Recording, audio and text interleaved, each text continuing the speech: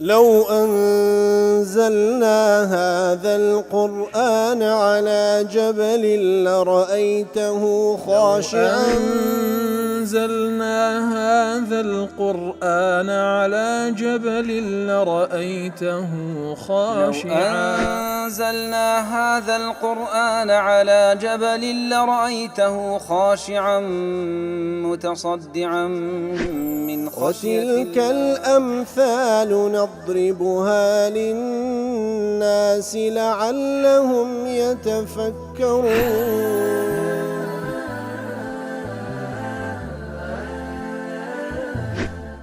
الحمد لله والصلاة والسلام على رسول الله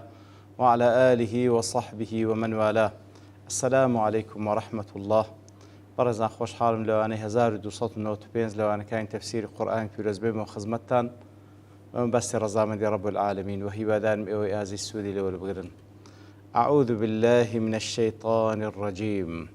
بسم الله الرحمن الرحيم. وتولى عنهم وقال يا أسفا على يوسف وابيضت عيناه من الحزن فهو كظيم. وڵێ خۆشەویستان لە دوای ئەوەی کەوە ئەو کوڕانەی یعقوب عەلەیهی سەڵات وەسەلام گەڕانەوە لای و پێیان گوتکەوە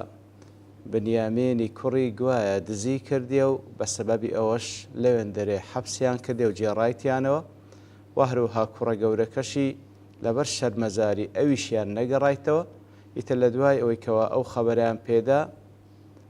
کە ئەویش تەبەن وەکو لە ئاتەکانی پێشووتر وەکو لەوانەی ڕابردوو باسمان کرد دەڵێ ئەوە شتێکە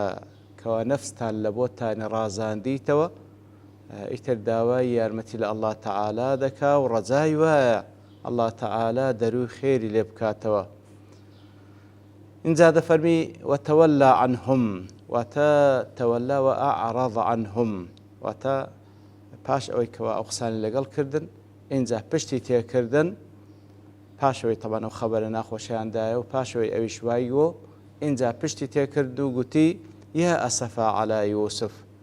یا شدەتە حوزنی عەلا وەلەدی یوسف واتە ئای لەو خەفەتە زۆرم لەسەر کوڕم یوسف. دیارە ئەسەفا لە ئەسەفی هاتێ ئەسەفیش بەمانە ئەشەد الحەسرە دێ واتە حەسرەتێکی زۆر یاخود زۆرترینی حەسرەت والحزن على ما فات خەفەت لە شتێکەوە لە دەست چووە و ئەسلی ئەسەفیش يدل على الفوت والتلهف. ئەسلی ئەسەف بەڵگەیە لەسەر لە دەستچوون و حەسرەت کێشان. قورتوبی دەڵێ سەعیدی کوڕی جوبەیر دەڵێ ڕەحمەتی خوای لەبی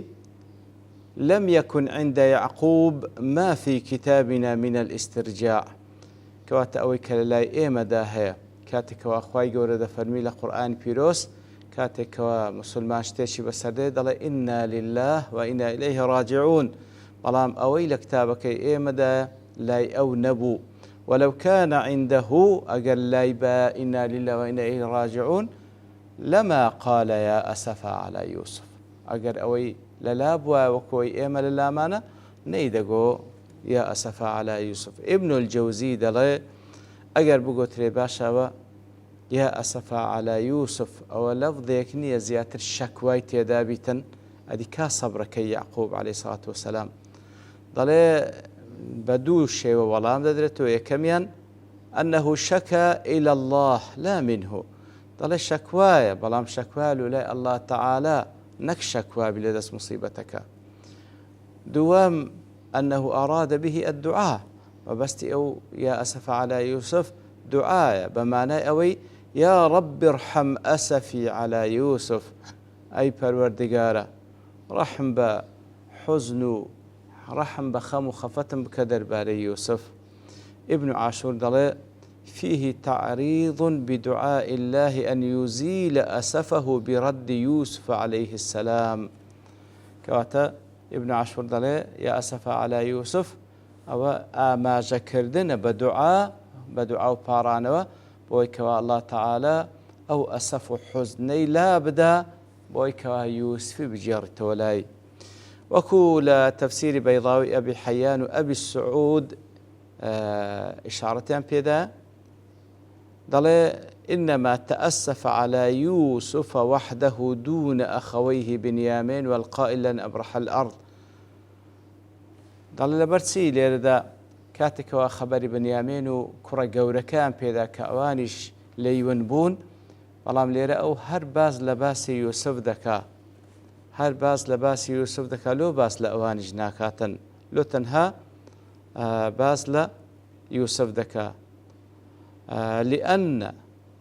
لأن يوسف كان قاعدة المصيبات، لبروي براستي قاعدة وأساس بناغي مصيبة كان وخفة كان لوي دست بيكر كاتكوا يوسف لي بزربو عليه الصلاة والسلام أصلي خفة كان لا أو لوي ودست بيكر وكان غضا عنده وإن تقادم عهده يتر لدزداني يوسف لاي أو هر نويه أجر تي زمنه تي زوري شي بسرداتوا آخذا بمجامع قلبه لا ينسى بشويك يعني تواو جلوي دلي قرتيه لدزداني يوسف بهش شويك لبيري ناكا وهو الذي لا يعلم أحي هو أو ميت وناس زاين داخل زندية يعني مردية بخلاف أخوي برام دەرباری دوو برایەکەی دوو کوڕەکەی تری کە ئێستا لێ بزربووینە ئەوان وانین لەبەر ئەوەی لە دەربارەی هەردووچیان یەقینی هەیە کە جێیان دیارە و هەروە یەقینی شوێ ئەوان لە ژیاندا ماینە، ئەوان لە ژیاندا ماینە و ئەمەلیش هەیە بگەڕێنەوە. بەڵام یوسف عەلەیهی سڵاو وسەلام بە شێوەیەک لێی بزربووەکەوە هیچ نازانین، تەنها ئەوەی کە ئەڵڵا تەعالا دەزانێتن، خوای گەورە دەزانێت لە چێن دەرەیە. وبالتأكيدش يوسف لا يوي خوشويستر ولا باقي كركاني تر لو بهش شويق لبيري ناكا. ابن عاشور ضلاء إنما ذكر القرآن تحسره على يوسف عليه السلام ولم يذكر تحسره على ابنيه الآخرين. أيش ضلتن لرد القرآن بيروز باسلا خمو خفت يعقوب دكالوي كوا يوسف لدز دايو باز لو ناكا كوا دوك ركي تريش كلدز دايو خفت أوان، لأن ذلك التحسر هو الذي يتعلق بهذه القصة. طبعا هذه قصة لو صورة هذا تركيز لسكرها زيادة باس يوسف عليه الصلاة والسلام لويا باز لخفت يوسف ذكا، فلا يقتضي ذكره أن يعقوب عليه السلام لم يتحسر قط على يوسف كالير ذا باز نكراك وباز لخفتي بكادر بعد دكرك كمعنى أوانيك وخفتي أوانشي نبي والخفت أوانشي بو بلام لير دا قضيك باز لباسي يوسف عليه الصلاة والسلام. وبيضت عيناه من الحزن فهو كظيم، أي وبيضت عينا يعقوب عليه السلام من شدة الحزن الذي أوجب له كثرة البكاء. كاتتساوكان سبيبون لبر أوزور قرياني كوال خفت يوسف دا قريا فقلبه مملوء من الحزن طلقي بر الحزن وهو كاتم فهو كظيم فهو كاتم له لا يظهره بدرش ندي أخي سبحان الله إلا ما قروها لا مناسبات لا هنديك زي قاب موقف أقرنا فهو كظيم شارد بيولنا دلو دلوين خفتكي بدري ندى يخست. ابن عطية دلي وبيضت عيناه تاو كان سبيبون من ملازمة البكاء الذي هو ثمرة الحزن. لبرتي تاو كان سبيبون لبروي بردوام دقريا لبرتي دقريا لبروي قريانا كش ثمرة الحزن بربومي أو حزن خفتيب كهيبو. زمخشري دلي إذا كثر الاستعبار محقت العبرة سواد العين وقلبته إلى بياض كدر. سبحان الله. دلي كاتك وزور فرميسك لتساوي هر كسيك بباري زور فرميسك واتا كسيك زور بقري زور فرميسك بساوان دابيت خوالي واي لدي لبمروري وقت أو فرميسك أنا رشاتي تساو دسرنو أو رشاتي تساو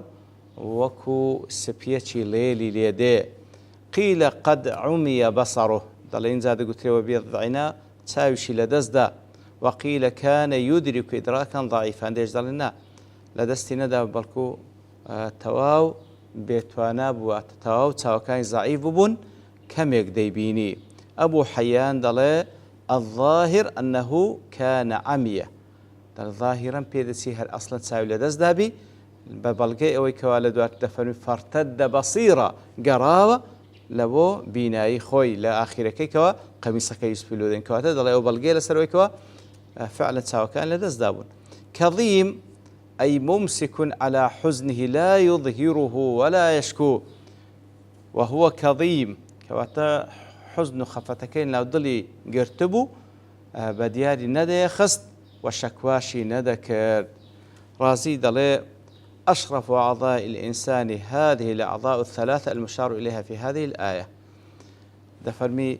بنرخترين سي أندامي إنسان أو سي أنداميك ولو أتدى إشارة بكرة اللسان والعين والقلب زمان وهروها تاو ودل كوالو أتدى إشارة بكرة وقد بين الله تعالى أنها كانت غريقة في الغم يترخوا يقول بيان دكاكوا أو سي أندامي يعقوب برببون لخم خفت فاللسان كان مشغولا بقوله يا أسفا تمش هذا كبزمان أو خم خفت در دبركات كدلي يا أسفا والعين بالبكاء والبياض تاوكاني قريان لقريان سبيبون دابون والقلب بالغم الشديد الذي يشبه الوعاء المملوء الذي شد ولا يمكن خروج الماء منه كواتد دلكشي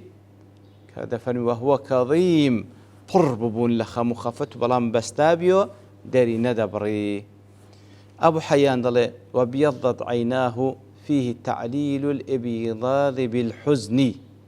وبيضت عيناه من الحزن وتعليس بيبوني تايو لتسبو لخفتامبو كاتك ودفن من الحزن ما تلا نتيزي خفت وإنما هو من البكاء المتوالي وهو ثمرة الحزن كبحقتي جل بسبيبوني ساولا نتيزي زور قريانبو كوا لبربومي أو خفتيبو كوا تأصلي سبيبوني ساوي لخفتامبو كوا لنتيزي أو خفتي زور دا قرياو لنتيزة دات ساي سبيبون ابن عاشور دل في بياض العينين كناية عن عدم الإبصار كواتا دليف وبيض عينا أو آماجيلويكا كناية كبكارين لويكا واتسابي وإلى هذا النيدبيني والحزن هو السبب لعدم الإبصار لبرتسيش وإلى هذا لبرخمو خفت فهو كظيم لسر وزن فعيلة بمعنى مفعولة أي مملوء من الغيظ على أولاده برا لتوري درباري كركاني ممسك له في قلبه لا يظهر بلام لضلي قرتبو توريكي بدير ندى خست ولا يظهر ما يسوءهم لو بدير ندى خست شواب لكوا لنتيجة داوان بيانا خوش بي بابلغي اوي وهو مكظوم لسورة القلم جدا فرمي وهو مكظوم عيني بو ما نادي واتش وكو وعائك وكو شتيكوا تند بسترابيتا بدر نيخي سيتي ذا يتدي وهو الظاهر اللائق بحال يعقوب هل أوجل وشتو لحال يعقوب عليه الصلاة والسلام أي شديد الكظم واتا زور بتندي أو شتيك لضليبو توربوني خفتي توربوني لكركاني بستابيو وكخواي ورجل سورة آل عمران لوصف أهل باجدة فرمي أو أن صفتي يعني ويكوات سمو سبون لدنيا والكاظمين الغيظ توريكي خوان دخون ولم يشك يعقوب إلى أحد يعقوب عليه الصلاة والسلام شكوى لبوهيس كسجنادك وإنما كان يكتمه في نفسه ويمسك همه في صدره إتر براستي هموش تكاين لضلي قرتبو بهيس شيوك بديار ندخست نتوربوين لكركاين نخم خفتي درباري يوسف بلكو فكان يكظمه دي خوار دوا توربون وخم خفتكي خوي دخوار دوا إن زاد فرمي قالوا تالله تفتأ تذكر يوسف حتى تكون حرضا أو تكون من الهالكين تفتأ أي لا تفتأ فحذف لا لردا تفتأ وتلا تفتأ لا كحذف لأن القسم إذا لم يكن معه علامات الإثبات كان على النفي كواتا أجر هر قسم يقول قاعديك إذا لم يكن معه علامة الإثبات كواتا النشاني إثبات تدابي أو بمعنى نفي ده كواتا قالوا تالله تفتأ تذكر يوسف وتذكر كان يعقوب بيدلين بتعجب ولا حال يعقوب والله لا تزال تذكر يوسف ولا تنسى والله بردوام أتو هرباس يوسف ذكيو لبيرنا كي حتى وكو حتى تكون حرضا وتبردوام دبي حتى تكون حرضا أي حتى يضعف جسمك وعقلك حتى تواو بلاشة لاواز دبي وعقلي شد لاواز دبي وتقارب الهلاك خليك خذ بفوتيني من شدة الحزن علي حتى تواو برو بهلاك تون دتي لبرأهم خفتي أو تكون من الهالكين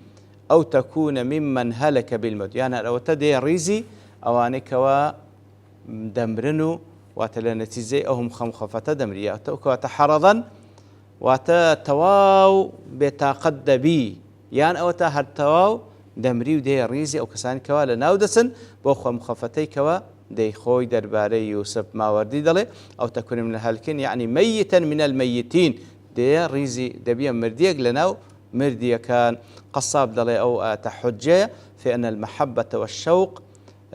يبليان ويهلكان أو تبال غير سرك وبراستي خوشويستي وبروشيلو كسيك كوازو لي دوربي دبي تماي او كوا انساني بفوتيني برو لنا وتسوني ببا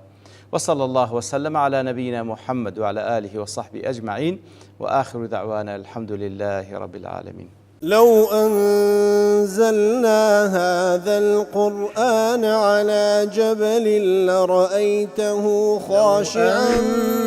أنزلنا هذا القرآن على جبل لرأيته خاشعا أنزلنا هذا القرآن على جبل لرأيته خاشعا متصدعا من خشية الله وتلك الأمثال نضربها للناس لعلهم يتفكرون